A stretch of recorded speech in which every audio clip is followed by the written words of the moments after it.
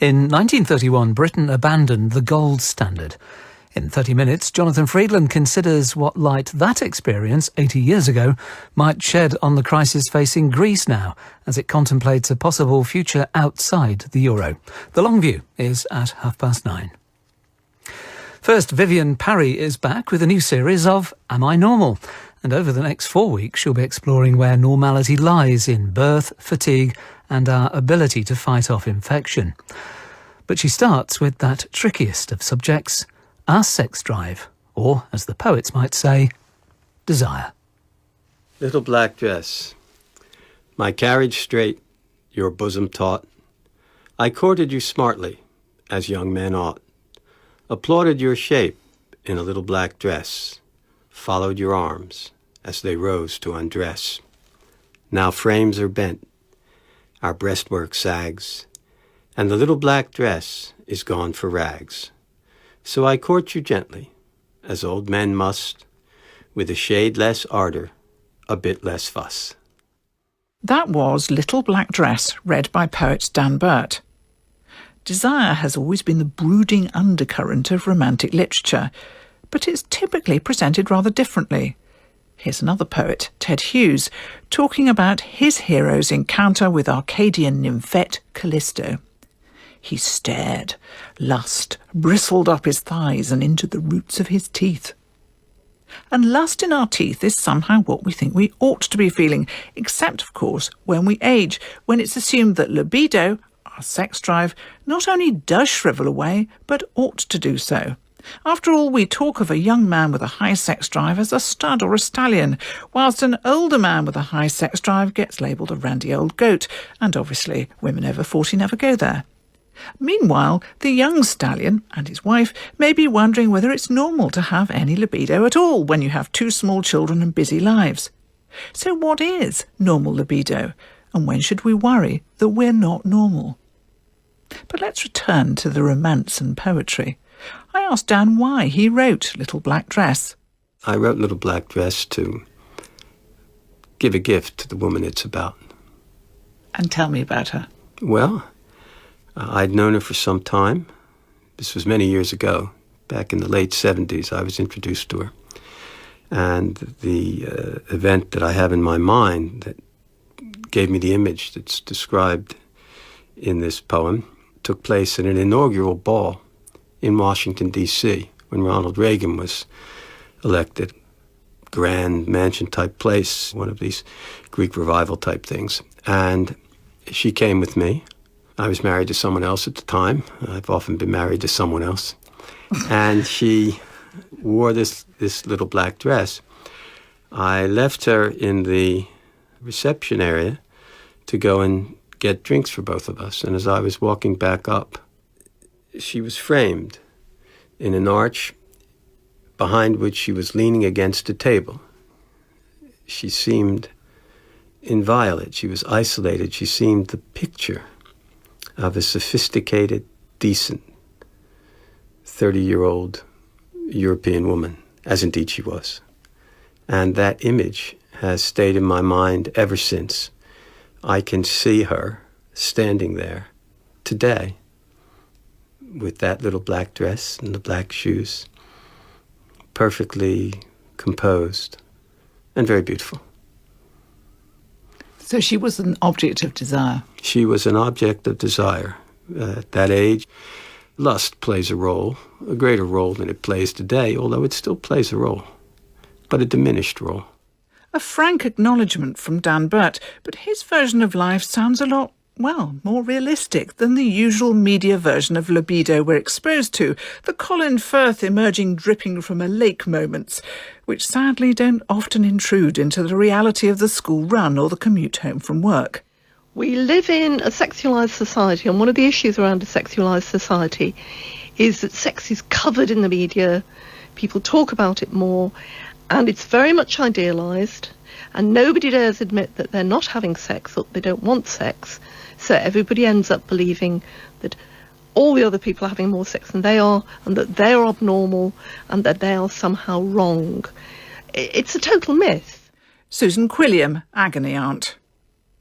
So what effect does this mismatch between perception and reality have on people? So it can be immensely threatening if you don't want sex, possibly even more threatening if your partner doesn't want sex with you, and more threatening than anything if your partner wants sex with somebody else but not with you. And that's the worst thing of all.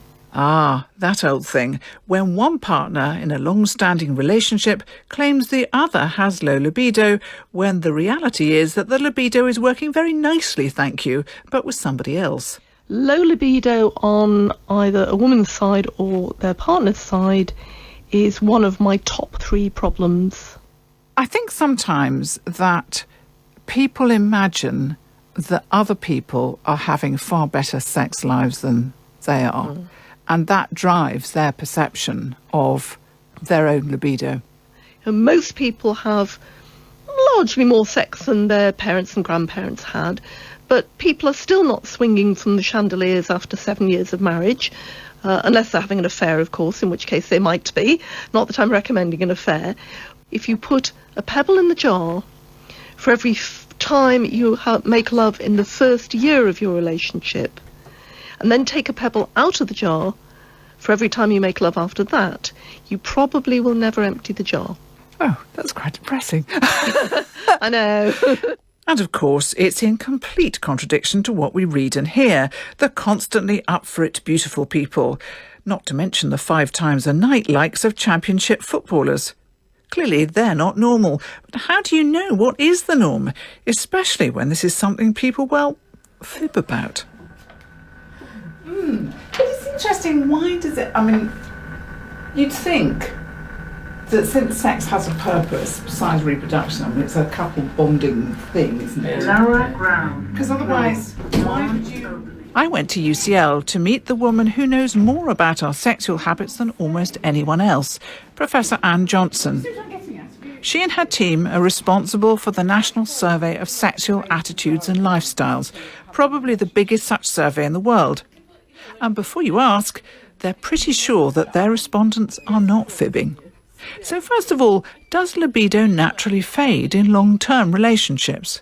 Sexual desire is related not just to the individual but also to the relationships that they're in. And that's probably part of the reason why when people do have new relationships, unsurprisingly, the frequency of sex increases, but it declines. 2 years into a relationship, the rate of sexual frequency has declined by 50%. So the great British median here is that the number of times people have sex is on average about 4 times a month or once a week. Within that, there's great range around that. And that was the reason the government rationed Viagra to once a week in terms of NHS prescriptions for men. Professor Michael King there, giving the official version of normal as defined by the NHS. I often say, well, you can only have it once a week on the NHS, and they look aghast. And I say, well, that's what we're told. People have sex that often. But of course, it's averaging across huge age ranges. So the average comes out to once a week, but that's not always helpful for couples. But that's an indication somehow of sexual drive, because sexual intercourse, of course, depends on having a partner you fancy and the right circumstances. Or even having a partner at all. Well, exactly, that's what I meant, yeah. But although sex is libido taken to its natural conclusion, there are other expressions of libido enjoyed by 99% of men and 90% of women when time or a partner are in short supply. But these statistics conceal an enormous range in frequency. At one extreme are teenage boys, but at the other are those simply not interested in sex at all. David Crayson is one of them. It's not a choice. I mean, celibacy is actually a choice to abstain from sex. Asexuality isn't that at all. It's just you don't have the desire to have sex. It's not relevant in your lifestyle, that's how it is. And have you ever tried sex? Yes. And what happened? Not a lot, really. It just wasn't of any interest. I probably laughed through the whole experience, which did not, go endear down yourself to your partner. No, with the other person concerned, no. But it just seems so odd and bizarre that you wanted to do that. So I'm quite happy now, and I don't think I'll ever bother again. And how would you regard sex? Just as a mechanical means of making children. That's how I view it. On the other hand, there is this view, expressed here by poet John Betjeman to interviewer Jonathan Steddle. John, have you got any regrets about your life at all? Yes. What you've done or haven't done? Yes. I haven't had enough sex. That I suppose I'm not allowed to say.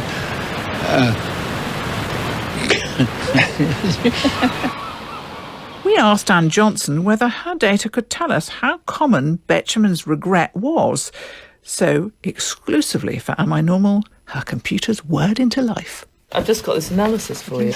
Now, OK, so hot from the press. One of the things that we've quite simply looked at is looked at in a bit more detail the proportion of people who wish that they would like to have sex much or a bit more often. And there are surprisingly high levels. You've talked about, what's normal. And I mean, these figures here are showing that around about over 50% of those who are married report that they would like sex a bit more often. And that's true for both men and women. And we find for men that proportion increases a bit with age and it decreases a bit for women. But still, it's still close on 40% for women in our older age group, which is up to 44, which we know is the new teenager, I think, isn't it? Indeed. And then the other thing you asked us to look at was the importance of sexual relationships in the breakup of partnerships. And what we find is that a high proportion of people really feel that a good sex life is important to a good marriage, but in a sense, not the most important thing. People value many other aspects of their long-term relationships, and the proportion of people who report difficulties with their sex life as at least part of why a relationship broke down is higher in women than men, actually. So it's around 12% of women say that that was important in the breakup against 9% of men. Your survey data suggests a figure of 10% reporting lack of desire over more than 6 months. Is that what you expected? These problems are relatively common. So if you look at people having any loss of desire, the rates are much higher. It's, so I think something like 40% of women have said at some time they lacked desire in the last year, and 1 in 5 men. That doesn't mean it's a problem, that's just how they feel. I think 10% is, it's a common problem, and you ask the question, what is normal? It's very common for people to have lack of sexual desire. Does it matter? It matters if it matters to them. And it matters if it matters to their partner. In a nutshell, we think everyone else is getting more than we do. But if we're using frequency of sex as a proxy for libido, we actually know that once a week is about average. But average for whom? Surely men and women are different in terms of their libido. Catherine Angel, Research Fellow of the Wellcome History of Medicine Centre in Warwick, thinks the myths both medicalise and stereotype men and women. The fact is that we have these ideas about women's sexuality being very difficult and male sexuality being very simple, but those are the stories we tell ourselves about gender. They're about what constitutes an appropriate masculinity and femininity. So libido is seen in women as something rather like, sweating that nice women don't do. There's a real conflict between different pressures on what we're supposed to be sexually. So on the one hand, you have a really growing, very fast-growing discourse that's very medical and psychiatric about dysfunction, female sexual dysfunction. Women have libido problems, women have arousal problems. On the other hand, you have the sort of post-feminist kind of ladette culture where we're supposed to be as sexual as men and we're supposed to be completely up for it and have no problems with sex. So you have these two different rhetorics about sexual capacity in women. And the fact is that there's something more nuanced and more complex that sits in the middle and says, well, actually, sex. I'm normal sex, and all the rest of these things are either dysfunctional or complete fiction and fantasy. Is this idea of men always being up for it and not being very complex creatures just as much of a myth as some of the things we hear about women? I think it is too blunt an instrument to be sensitive to the complexities of individual lives. Lots of sex therapists emphasise the extent to which male sexual problems get sort of very quickly farmed out into a very medical and physiological model. But that doesn't always work, and men often come back for things like psychosexual counselling, because the fact is that for men and women, sexual problems sit in the context of relationships, sit in the context of self-esteem, body anxieties about status, which perhaps for men are also incredibly significant in the world of work and professional identity. As ever, the stereotypical view of what's normal in men and women is exaggerated, and the sexes have much more in common than they think. Even so, some women clearly do come straight from Venus, leading to translation problems for the average Martian man. So are the same-sex couples' libidos more attuned because they're speaking from the same page? Michael King. There's no increased libido in gay men. It's just that their partners are men. So all men together, they all want sex, let's have it. Whereas women do act, and then this is going to sound like an awful sort of right-wing thing to say, but they do act as a kind of restrainer on men's libido because they might not want to have sex as often or in any circumstances that men would. What I find interesting when lesbian couples or individuals and gay men come to see me is their frankness about sex. They're quite different to deal with. They're often much more open about sexual issues. They've won battles through their adolescence and thinking about sex, feeling different, and then coming to terms with it. Is that because each partner is equally familiar with their bits and pieces? Yes, I think there is an element to that, certainly. But I think the bigger element is the complete frankness that you see. Now, I don't want to make that a stereotype. I get gay couples who can't talk to each other too. But I think you're right. I think there's a familiarity of what turns them on, what works, that sort of thing. Women as the gatekeepers to sex. I'd start an argument on that one. But what does Dr. Sandy Goldbeck-Wood, a specialist in psychosexual medicine, think? It's fair to say loss of libido is commoner in women than in men. So I suppose you would have to say that women are more commonly the ones that are reluctant to have sex than men. It's really important not to overgeneralise, though, because it can certainly go the other way round. And I certainly have seen women in my clinic who have a partner who is not interested in sex. And that can be very distressing because there are social norms that make it okay for men to want sex, and for some women difficult to feel that it's okay for them to have sexual needs. So I think women in that position, it can be even harder than for a man. I think there's something in that, but I think it's really important just to encounter everybody as an individual. There are multiple strands here, some of which are related to perception of what's normal. But let's not forget there can be biological causes for low sex drive. And here's an area where there are clear sex differences: hormones. The hormone of desire in both men and women is testosterone. Robbie Williams announced recently that he was having twice-weekly testosterone shots because his libido was said to be that of a 100-year-old man, which made me wonder just how many 100-year-old men's libidos had been measured. Not that I'm volunteering. But what is normal testosterone, and will just adding it to your system willy-nilly, so to speak, make any difference to your sex life? Ashley Grossman, Professor of Endocrinology. The point about libido is that it's in the brain, it's nowhere else. In men, testosterone sets the sort of threshold which sexual activity might be interesting. So you can have men with very low levels of testosterone who are still sexually active, but in general, you need a certain minimal level of testosterone in order to get sexual interest. But interestingly, once you hit that minimal level, increasing the level of male hormone doesn't really make much difference. Because people assume that testosterone, if you like, drives your tackle, but actually testosterone drives the brain rather than... That's absolutely correct. The biggest sex organ in the body is in fact the brain, and that's where testosterone acts. If you're in a sufficiently sexually aroused situation, even very low levels of testosterone can be active. So if, for example, you go back several hundred years and look at eunuchs, they weren't entirely safe in the harem. If the women were sufficiently stimulating, then they could be sexually aroused and sexually active.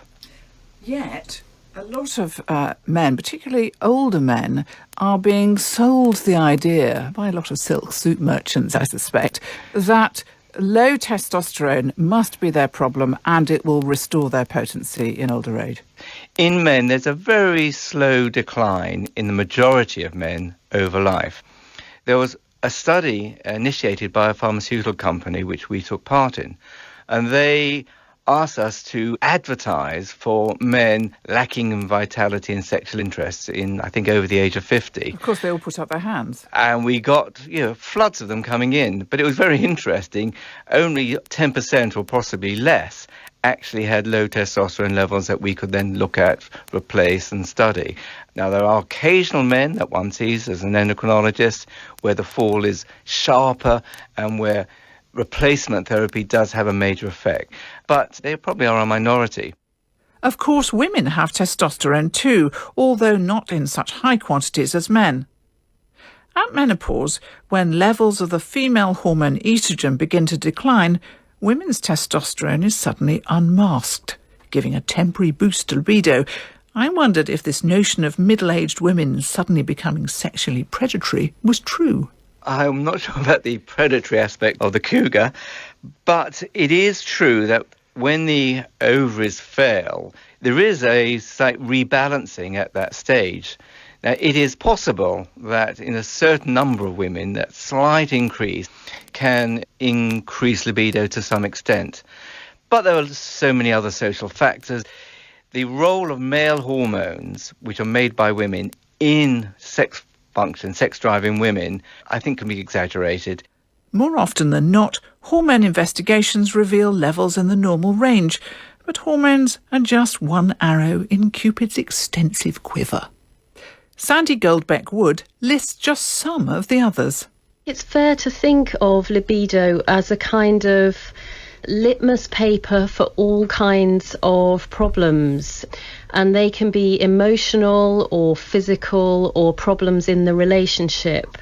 And so examples of some physical problems that can affect sex directly are things like diabetes, heart disease, overweight can affect it, drugs for various things, but in particular psychological drugs, so antidepressants or antipsychotic medication can lower libido. Depression itself can affect libido. I'm quite seasonal, I have to say. Spring and summer, I kind of wake up, and fall and winter, really not much goes on. I mean, obviously it is an issue, literally making time these days. I've felt before like my libido is so low, what's wrong with me? I must have a problem. And then I realized that it was actually the relationship had a problem. Because as soon as I was with someone new, that everything was going okay, my libido came back in full force. Invasive thoughts about boring things like work, stuff that's nothing to do with sex, I suppose, that's actually rather mundane and boring, that kind of gets in the way. The miracle to me is that anybody has any libido. If it's not children or work, it's those other splendid passion killers. The arguments about whose turn it is to put the bins out or do the supermarket shop. Sandy Goldbeck-Wood again.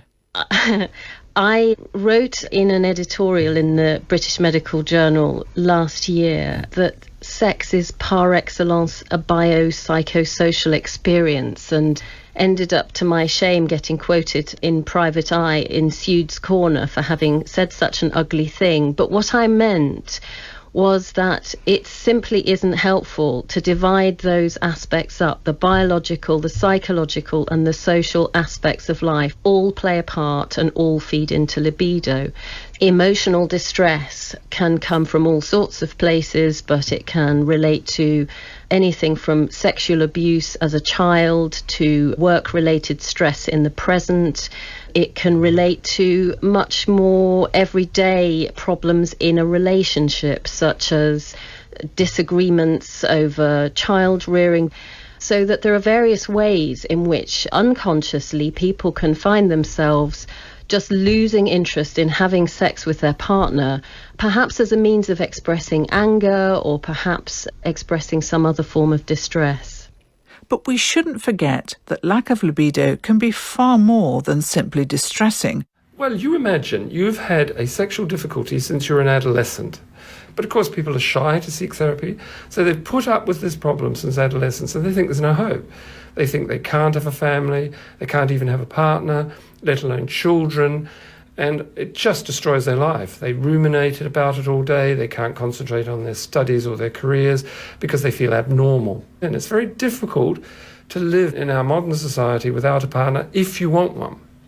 Tell me about some of the psychological treatments. Because research funds are not available to test the efficacy of sexual therapies, we're not sure how effective they are. From our clinical experience, we're pretty sure that they're effective. And what we normally do is some form of psychological therapy. One of the commonest ones is what is called cognitive behaviour therapy, and that helps men and women address their often anxious thoughts and behaviour. Many men with sexual difficulties tend to avoid sex. That's the killer, because they can't face the shame and sense of anxiety when it doesn't work. And that, of course, just becomes a vicious cycle. And we have to try and help them unwind that vicious cycle, make it into a positive cycle, and when they begin to see they can be successful and reward themselves.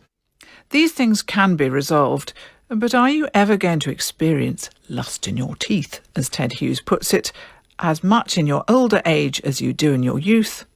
Well, Dan Burt is very wise on the subject. So I court you gently, as old men must, with a shade less ardour, a little less fuss. Libido might diminish with age, but it certainly doesn't disappear. I think as lust diminishes, affection and, dare I say it, love grows. And that's what Little Black Dress was about. It's been a very popular poem. Why do you think it speaks to people so much? Well, I think because they all see themselves in it, both the men and the women. And I don't see much point in writing something if it's just about me. But the situation, that's a common one. That's a universal if you're lucky. And so I suspect it's the universality of it as you get older. This is how the body works. This is how the human animal slows down and decays. I'm not a great fan of Browning's grow old along with me, the best is yet to be. That's rubbish. But there are a few compensations. So what can we take from all this? First, libido really is a many-splendid thing, a basic human drive which is buffeted from all sides by life and relationships. What's fascinating is the way that it can be both apparently abnormal but actually relentlessly normal at the same time, able to be exhumed and restored even in older age by a new relationship, or the children leaving home, in your dreams, or even just a very fine haircut. Catherine Angel thinks we should learn to understand ourselves. What's important to one's own sexual life is finding out what is exciting for you and what makes you happy, and that's part of the challenge and part of the joy of sex, is exploring that. You know, good lovers are good lovers, not frequent lovers necessarily. Oh, what a man. Shall we put that bit in?